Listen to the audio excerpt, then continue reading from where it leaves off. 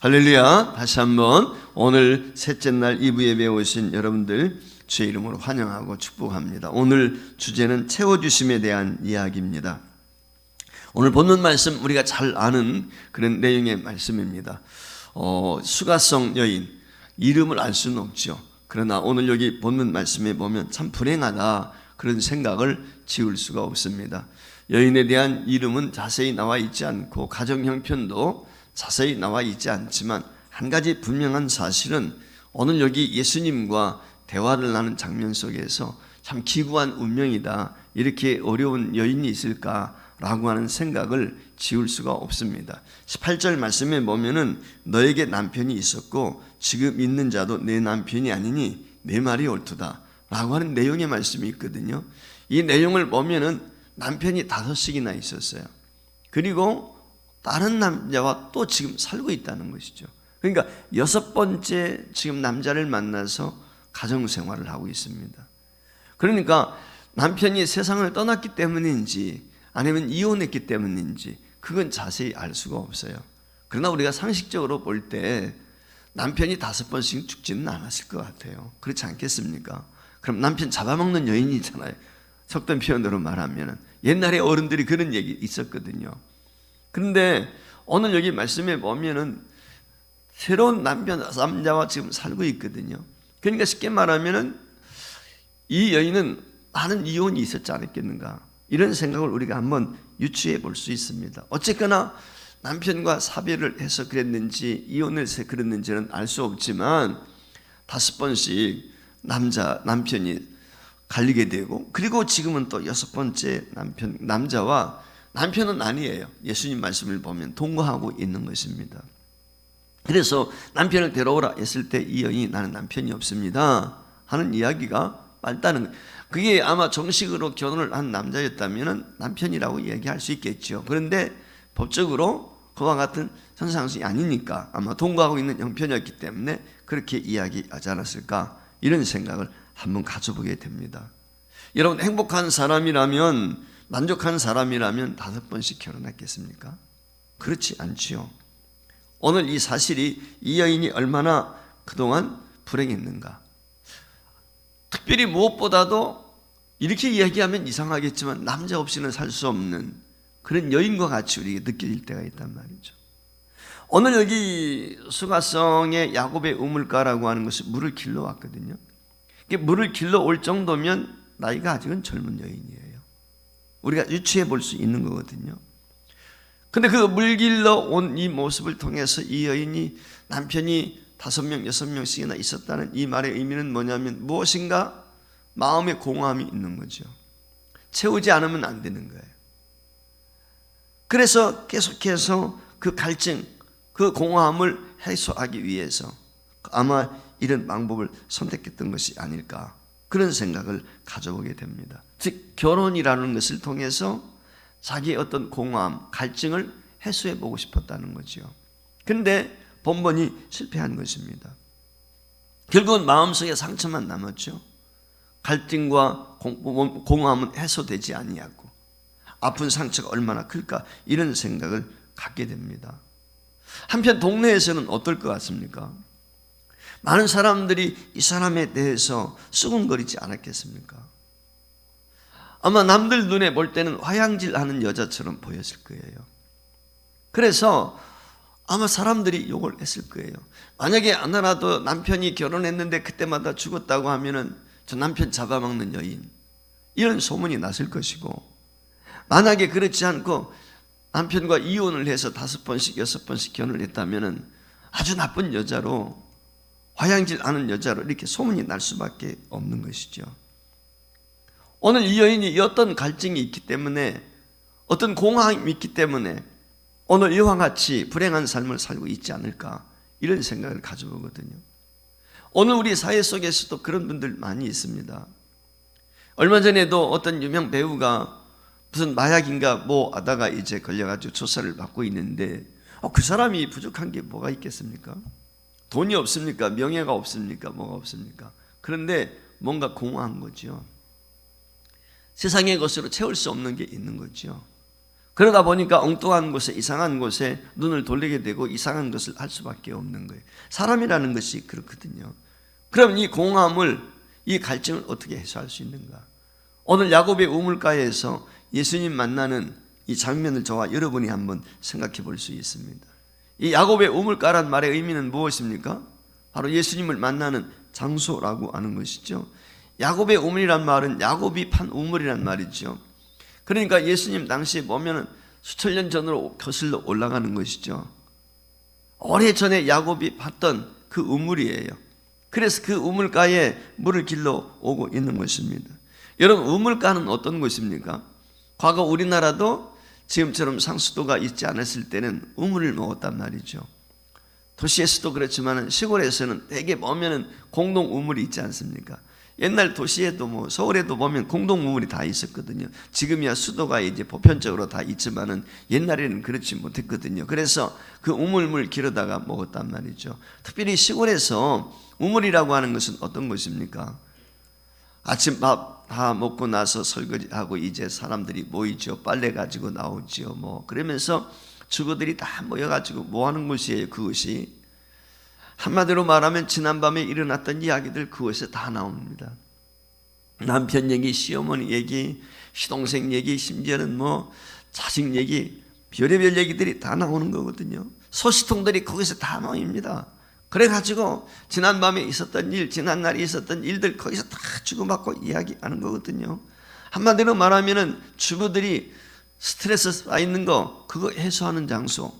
남편 욕하고 시어머니도 욕하고 그러면서 이제 해소받는 곳이에요. 그게 우물가거든요. 그러니까 우물가라고 하는 것은 어떻게 보면은 그만큼 여인들에게는 자신들의 갈증을 해소할 수 있는 것도 되는 것이고 자신들의 문제점들을 또한 내놓고 선배들을 통해서 의견도 교환할 수 있는 곳. 그래서 사실 나는 이런 문제가 있거든. 남편하고 이런 갈등이 있어. 시어머니하고도 이런 갈등이 있어. 하면서 이런 얘기들도 스스럼 없이 나눌 수 있는 곳. 그게 우물가였거든요. 한마디로 말하면 소식통이 다 있단 말이죠.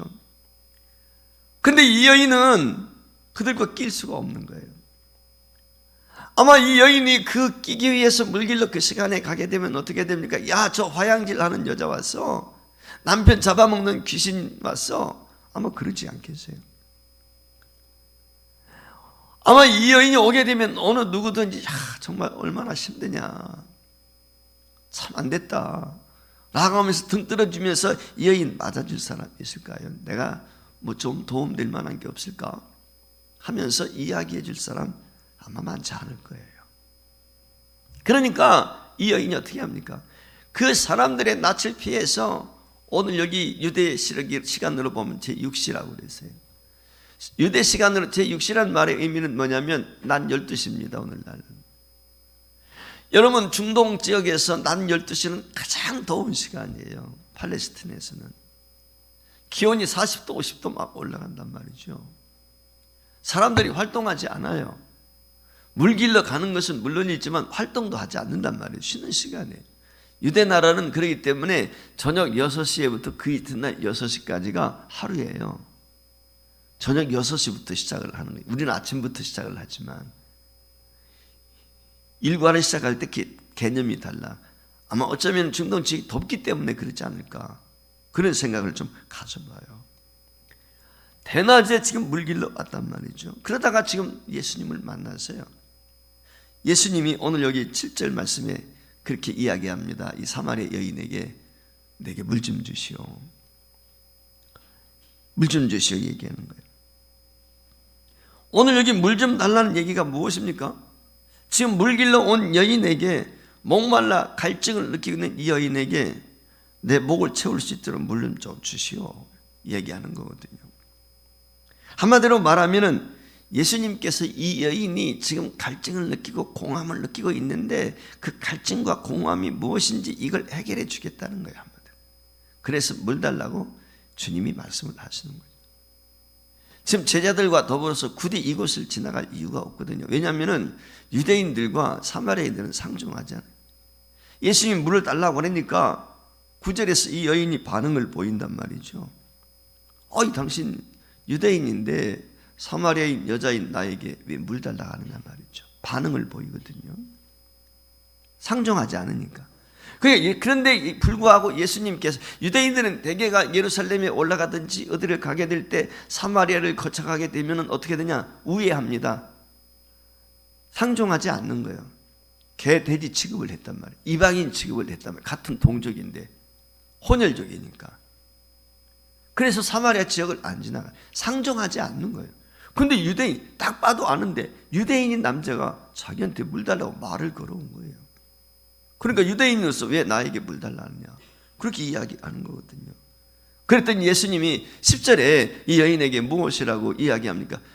예수께서 대답하여 이르시되 내가 만일 하나님의 선물과 또 내게 물 좀 달라는 네가 누구인 줄 알았더라면 내가 그에게 구하였을 것이요 그가 생수를 내게 주었으리라. 지금 오늘 여기 말씀에 보면 생수 이야기하다가 선물 이야기, 선물이 뭘까요? 선물. 오늘 내가 하나님의 선물이라는 말은 구원이란 말이에요. 구원. 하나님의 은혜를 말하는 거예요. 내가 누구인지, 너에게 물 달라는 내가 누구인지 내가 알게 되면 내가 나한테 은혜를 구했을 것이고 생수를 구했을 것이다. 오히려 네가 나한테 물 달라고 할 것이라고. 그 여인이 생각할 때 우습죠? 그렇지 않습니까? 아니 지금 우물물에서 오늘 이 여인이 하는 이야기 계속해서 이야기 들어보면 알 수 있겠지만 물 기를 어떤 그릇이 있습니까? 도구가 있습니까? 그것도 없는 거잖아요. 예수님이 물을 가지고 지금 자신이 목말라 가지고 지금 여인한테 물 달라고 한 사람인데, 그런데 오히려 내가 나한테 물 달라고 했을 것이다 라고 지금 이야기를 하거든요. 그 이유가 무엇입니까? 예수님이 하나님의 아들이기 때문에. 그분이 하나님이시니까, 생수의 근원이 되시니까, 목마르지 않는 영원한 생수거든요, 그분 자체가. 그렇기 때문에 예수님이 여인에게 그런 이야기를 하는 거예요. 그러니까 이 여인이 그 내용이 무엇인지 제대로 이해가 안 되는 거죠. 아니 지금 물 기를 그릇도 없는 것이고 물을 가지고 있는 것도 아닌데 이 남자가 어떻게 나에게 갈증을 해소할 수 있는 물을 줄 수가 있고, 더군다나 그것도 영원히 마르지 않는 생수를 내게 준다. 도대체 생수는 뭐야? 또 하나님의 선물은 뭐야? 의구심을 가질 수밖에 없는 것이죠. 그런 의구심을 가지고 이상한 눈초리로 예수님을 바라보고 있는 여인을 향해서 오늘 여기 13절 14절 말씀에 보면 예수님이 덧붙여 이렇게 말씀을 하시죠. 예수께서 대답하여 이르시되 이 물을 마시는 자마다 다시 목마르려니와 내가 주는 물을 마시는 자는 영원히 목마르지 아니하니 내가 주는 물은 그 속에서 영생하도록 솟아나는 샘물이 되리라 말씀을 하셨어요. 그렇습니다. 우리 예수님은 영생하도록 솟아나는 샘물의 근원이 되었습니다. 이 세상 살아가는 인간치고 공함이 없는 사람 어디 있습니까? 갈증 느끼지 않는 사람이 어디 있습니까? 참 만족이 없잖아요. 세상 사람들 치고 참 만족을 경험하면서 사는 사람 얼마나 있겠어요? 나는 이 정도면 됐어. 난 지금이면 만족해. 내도 이대로도 좋아. 여러분 이런 사람 많이 있습니까? 여러분들은 어떻습니까? 우리 인간이라는 것은요 9개를 가지면 10개를 채우고 싶어요. 근데 10개 채우면 다 채운 것처럼 아니에요. 20개 채우고 싶고요 30개 갖고요 자꾸 갖고 싶은 거예요. 여러분 새반살이 하다가 말이죠 전셋집 가면 얼마나 기분 좋습니까? 근데 그게 만족이 아니잖아요. 조그만 집이라도 한 채 사고 싶은 거거든요. 조그만 집 사면 어때요? 사람은요 멋진 빌라나 아파트 이사 가고 싶어요. 큰 집 사고 싶어요. 좋은 차 사고 싶어요. 만족이 없어요. 끝이 없어요. 이게 인간이에요. 사람들이 여유가 생기고 돈이 좀 생기면 어떻습니까? 만족하게 여깁니까? 아니에요. 어디 놀러 갈 데 없나? 어디 구경 갈 데 없나? 뭐 먹으러 갈 데 없나? 마실 것 없나? 이게 인간이거든요. 뭔가 자꾸 추구. 그 이유가 뭘까? 공허해서 그래요. 공허해서. 정말 갈증 때문에 그런 거예요. 다른 데 이유가 있지 않거든요. 오늘 예수님께서 이 여인에게 말씀하는 거예요. 지금 내가 가지고 있는 갈등 문제, 갈증 문제, 공허함이 무엇인지 나는 안다.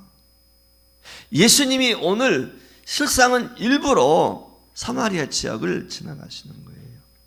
어제도 제가 말씀을 드린 것처럼 여리고성을 일부러 예수님이 지나가신 거죠. 삭개오를 만나. 삭개오가 예수님을 만나러 나온 것이 아니고 예수님이 삭개오를 찾아가신 거잖아요. 오늘도 마찬가지잖아요. 사마리아 여인이 예수님께 나온 게 아니고 예수님이 찾아가신 거예요. 오늘 저와 여러분도 여러분이 이곳에 나온 것 같지만 아니잖아요. 주님이 먼저 찾아와 주셨어요. 만나 주셨고 그리고 초청하신 거예요. 야, 새벽을 깨워라. 이번에 내 소원을 가지고 새벽을 깨워. 주님이 초청하신 거죠. 여러분이 깨우겠다고 먼저 한 게 아니란 말이에요.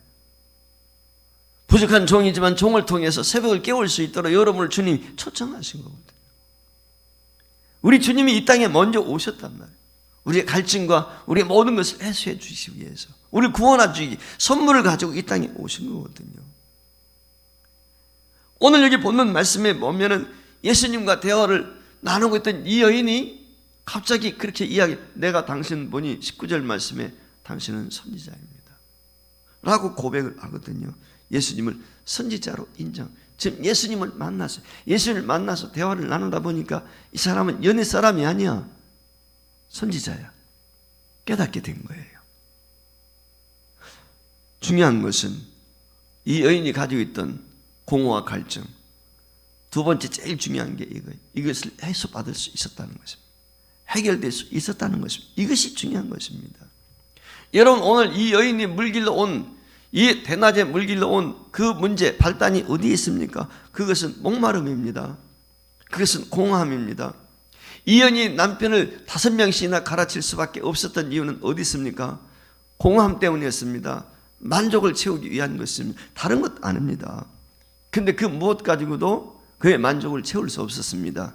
공허함이 해소될 수 없었습니다. 오늘 우리 현대인들에게도 동일한 것입니다. 세상이 얼마나 살기 좋습니까? 얼마나 많은 것들이 풍족합니까? 과학도 발달했습니다. 의학도 발달했습니다. 그런데요, 정신질환자는 더 많습니다. 통계적으로 전 국민 75%가 정신 이상자랍니다. 대한민국의 75%가. 그러니까 이 중에 75%는 지금 이상한 분들이 나와 있는 거예요. 지금. 통계적으로 보면 그렇게 돼 있다고 지금. 믿든 안 믿든 간에. 예. 전생 의학적으로 볼 때 다 그렇다는 거예요. 뭐 특별히 좀 심하대가지고 정신병원에 입원한 사람이 있고 뭐 이상한 행동하는 사람이 있지만은 요즘에 모든 사람들이 정신질환을 앓고 있다는 거죠. 그 이유가 무엇일까요? 여러분, 과학이 얼마나 발달했습니까? 의술이 얼마나 발달했습니까? 학문이 얼마나 발달했고 편리합니까? 모든 것이 발달했는데 여러분 보세요. 가정 문제 보세요. 가정 문제. 가정에서 위기 질서 보세요.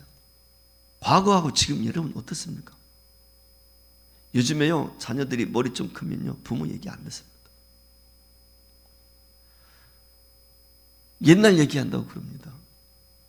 꼰대라고 그랬잖아요. 꼰대라고. 나 때는 말을 하지 말아야 돼, 요즘에는. 예. 나는 나 때 해가지고 무슨 커피 나 때인 줄 알았어요, 맨 처음에. 예. 그러면 꼰대가 돼가지고 옛날 사람이 돼가지고요, 환영을 못 받아요. 대화도 못 깨요. 여러분, 사실 가만히 보면 가정에 문제 없는 가정 없습니다. 부부 간의 불화, 부모와 자식 간의 갈등, 형제 간의 다툼, 경제 문제 뿐만 아니라 건강 문제, 각가지의 문제점들이 있어요. 취업 문제, 사업 문제, 진학 문제, 그렇지 않습니까? 없는 가정들이 없어요. 근데 교회 다니다가 좀 나아진 것 같은데 그렇지 않은 경우도 많아요.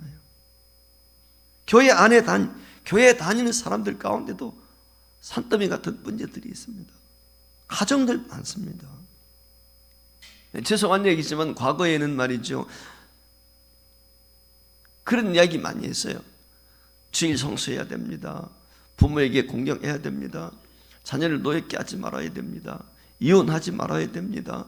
뭐 이런 얘기 많이 했습니다. 가정 얘기도. 근데 요즘은 사실 어려워요, 그게. 왜냐면요, 자녀 문제 이야기하면요, 자녀 문제로 갈등하는 교인들이 3분의 1입니다. 그래 마음이 아파요. 부부간에 문제 얘기하면 부부간에 갈등하는 사람들이 3분의 1은요 갈등하고 있어요. 교회 나와도요. 교회 나올 때는 팔짱 끼고 멋지게 나와요. 근데 집에 가면 각방 쓰고요, 남남으로 살아요. 그런 사람 많아요. 죄송합니다. 이혼 문제도 마찬가지예요. 3분의 1은요, 요즘엔 교회 안에도요, 이야기하기가 어려운 거예요. 이런저런 가정 얘기하다 보면은 3분의 1이 마음 아파하는 거예요. 오늘 우리가 명심해야 될 극 중에 하나가 있습니다. 그게 어떤 문제가 되었든지 간에 가정 문제 다 걸려 있어요. 없는 사람은, 목사도 마찬가지, 장로도 마찬가지, 다 걸려 있어요. 없는 가정 하나도 없어요. 다 있습니다. 오늘 우리는 이런 무슨 모습을 보면서 정죄하고 뭐 욕하기 이전에 우리가 가져야 될 마음의 자세는 무엇입니까? 포용해 주는 거예요. 품어주는 겁니다. 이해해 주는 겁니다. 관용입니다. 이게 오늘 교회가 중요합니다.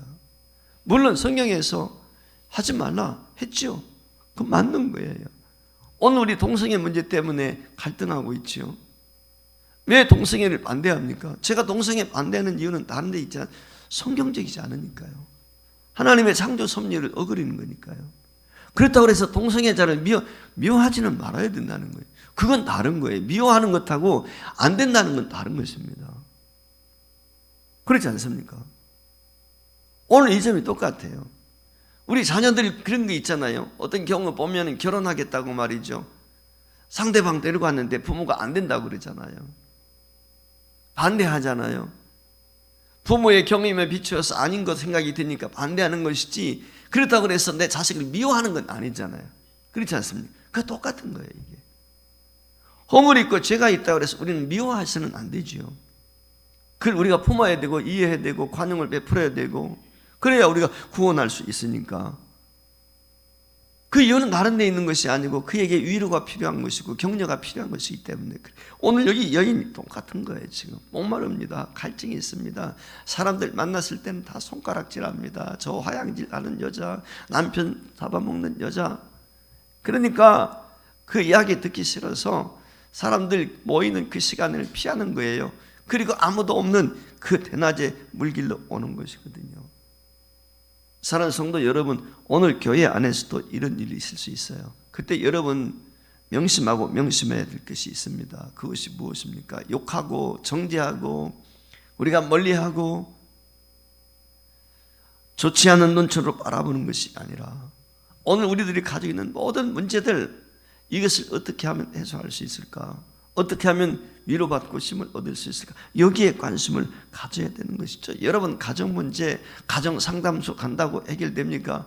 이혼 문제, 부부 상담소 간다고 해결됩니까? 안 됩니다. 세상에까지는 될 수가 없어요. 요즘에 보면은 뭐 이것저것 막 나오시는 분 한 분 계시더라고요. 오은영 박사라고 우리가 잘 알기는 그분이 신실한 크리스찬인 거 잘 압니다. 그러나 세상 방법 가지고 되는 거 아니거든요. 여러분, 진짜 해소할 수 있는 곳, 그 주님밖에 없어요. 공함, 갈증을 해소해 줄 수 있는 분은 예수님밖에 없는 것입니다. 저는 교회가 무엇이 돼야 되면 병원 같아야 된다고 생각합니다.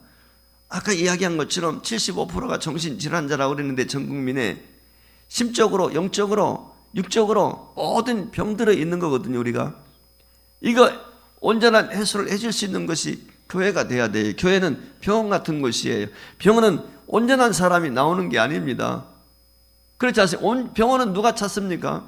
병든 자가 찾는 것이죠. 오늘 교회도 마찬가지. 오늘 우리가 문제 있기 때문에 예수님 찾는 거 아니겠습니까? 그 문제 해결받고자 교회가 문제 해결의 장소가 돼야 되는 거예요. 근데 교회 나와가지고 오히려 갈등하고 그게 갈등이 증폭되면 되겠습니까? 이 점을 우리가 한번 깊이 생각해봐요. 교회는 병원 같아야 돼요. 그래서 이런저런 아픈 사람들이 오게 되었을 때 거기서 위로받고 치료받고 회복되어지는 곳이 되어야 됩니다. 그러기 위해서 필요한 것이 무엇입니까? 주님이 주인 되는 교회, 주님이 함께하는 것이 주님만이 우리의 길을 채워.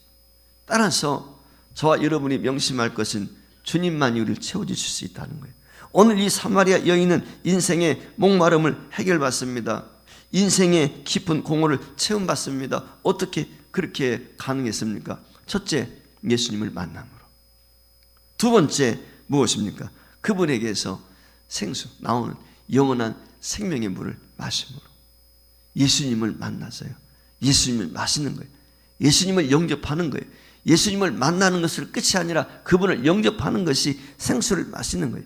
예수님을 영접했어요. 그리고 여인에게 또 하나가 있는데 그것은 예배 회복입니다. 이 여인이 회복되었다는 것을 우리가 단적으로 보여주는 것이 무엇이냐면 이 여인이 예수님께 질문해요. 당신은 내가 볼 때 선지자입니다. 마음의 문이 그만큼 열린 거예요. 그러면서 하는 말이 갑자기 오늘 예배 문제로 갑니다. 20절 이하에 보면 당신들은 저 예루살렘에서 예배하는데 우리는 그리심산에서 예배합니다. 이 그리심산 여러분 아시죠? 모세가 이스라엘 백성들을 축복할 때 아벨산에서 저주하고 이 그리심산에서 축복하는 거, 이 축복의 산이거든요. 그리심산. 거기서 지금 이야기하고 있는, 우리는 여기서 이 사마리아인들은 혼혈족이 돼가지고 예루살렘에 갈 수가 없어. 유대인들이 받아주질 않는 거예요. 순수한 유대인들이. 너희 피가 섞였다고 그래가지고. 그래서 하나님의 임재 장소인 성소에 가서 예루살렘에 가서 예배를 드리지 못하게 되니까 그리심산에서 예배를 드리면 이거 가지고 갈등하는 거예요. 어디서 지금 이 여인이 묻는 건 뭐냐면 어디서 참된 예배를 드리는데 그 장소가 어디냐, 장소 문제를 얘기하는 거예요. 근데 예수님은 오늘 여기 본문 말씀에 보면 23절 이하에서 무엇이라고 이야기하죠? 아버지께 참되게 예배하는 자들은 영과 진리로 예배할 때가 오나니 곧 이때라 아버지께서는 자기에게 이렇게 예배하는 자들을 찾으. 그러니까 오늘 여기 22절 이하의 말씀에 보면은 예배는 장소가 중요한 게 아니라 마음이 중요하다는. 그러니까 영과 진리로 예배하는 것, 마음을 다하고 뜻을 다하고 온 힘을 다해서 마음을 다해서 하나님을 예배하는, 이게 중요하다. 그걸 지금 이야기하고 있습니다. 오늘 하나님 앞에 나와서 예배하게 될 때 제일 중요한 게 뭐냐? 우리가 마음을 다하는 거예요. 영과 진리로 예배하는 것. 한마디로 말하면 뜻을 다해서 하나님 사랑하는 마음 가지고 예배하는 거예요. 예배가 회복되면 문제가 해결됩니다. 그러니까 오늘 이 여인에게 예수님이 궁극적으로 예배까지 연결이 되는 거거든요. 결국은 이 여인이 어떻게 됩니까? 물길로 왔는데 물고기 버려둬요. 그리고 동네로 뛰어 들어가요. 그리고는 동네 사람들에게 외칩니다. 내가 메시아를 만났다. 나에게 된 모든 일을 이야기한 이분을 보라. 이분이 메시아가 아니냐. 여러분, 물길로 왜 대낮에 왔습니까? 동네 사람들 낯을 피해서 왔습니다. 그런데 그 자기를 환영하지도 않고 자기를 좋아하지도 않고 자기를 손가락질하고 자기를 정죄하는 그들을 향해서 나가는 거죠. 그리고 내가 메시아를 만났다. 여러분, 어떻게 이처럼 당당히 자신들을 손가락질하고 욕하는 그들에게 나가서 내가 메시아를 만났다고 이야기했을까요? 이유는 다른 데 있죠. 예수님을 만났기 때문에. 예수님을 만났다는 말은 갈증이 해소됐다는 말이에요. 문제가 해소된 것입니다. 문제가 해소됐으니까 이제는 자유한 거예요. 제가 첫날도 그런 말씀을 드렸어요. 믿음이 큰 사람, 믿음이 좋다는 말은 무엇입니까?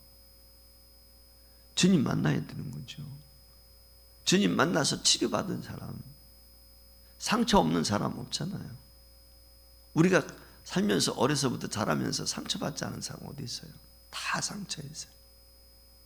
그 상처가 치료될 때 회복이 되는 거예요. 회복을 경험하면 자유함이 있죠. 오늘 교회 안에서도요, 상처 주고 상처받고 그래요. 그 이유가 뭐냐면 내가 상처가 해결이 안 돼서.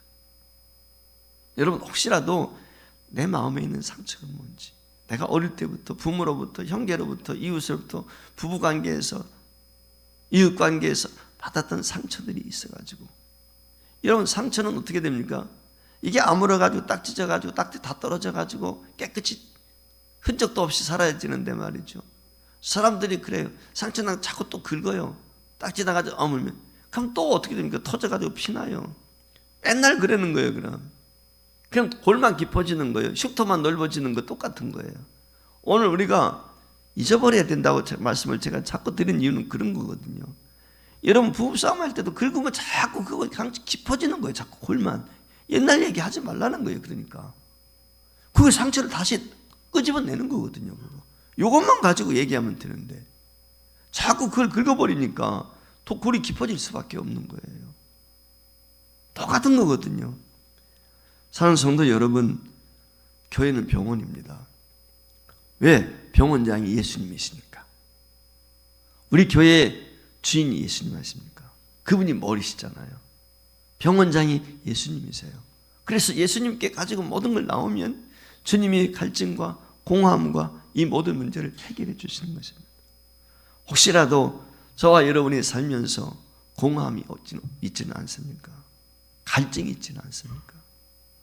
늘 부족하다고 생각지는 않습니까? 남편을 봐도 아내를 봐도 만족하지 못하고 자녀를 봐도 부모님을 봐도 기댈 것이 없고 왠지 부족하다고 느껴지십니까? 아이고 저것도 이런 생각은 들지 않습니까? 그 마음이 지워져야 돼요. 어떻게? 예수님 만나게 되면요 다 긍휼력이게 됩니다. 다 이해가 됩니다. 용납이 됩니다.